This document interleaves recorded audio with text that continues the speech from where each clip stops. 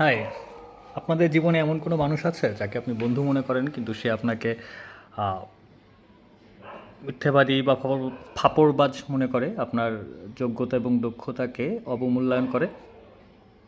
যদি থেকে থাকে, সতর্ক। চলেন কিছু ঘটনা শেয়ার করি।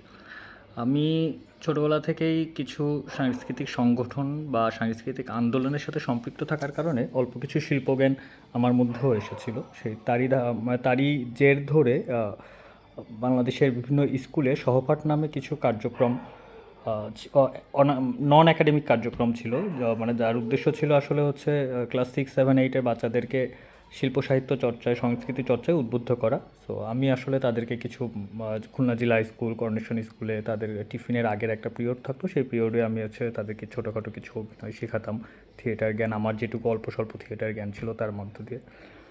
তো এই ক্লাস করাতে গিয়ে আমার কিছু প্রাপ্তি আছে। তো সেই এরকম একটা প্রাপ্তির ঘটনা হচ্ছে যে একদিন জেলা স্কুলে ক্লাস করাতে যাচ্ছি আমি রিক্সা নিয়ে, টিফিনের আগের পিরিয়ড তো। সো অনেকে হচ্ছে স্কুল স্কুল পলায় আর কি, দেয়াল টপ করে ব্যাগ ট্যাগ নিয়ে স্কুল পলায় বের হয়ে গেছে।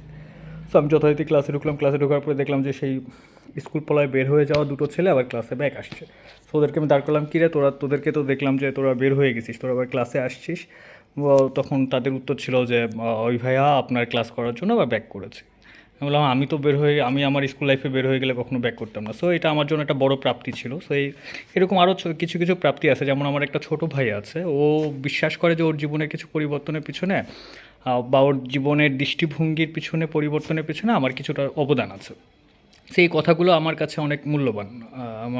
আমার কাছে অনেক বড় বড় প্রাপ্তি। সো এই ঘটনাগুলো যখন আমি আমার ওই যাদেরকে আমি বন্ধু মনে করি এবং যারা আমাকে ফাপড়বাজ মনে করে তাদের কাছে যখন শেয়ার করি, তাদের কাছে ঘটনাগুলো অবিশ্বাসযোগ্য এবং আমাকে তাদের কাছে ফাপড়বাজ মনে হয়।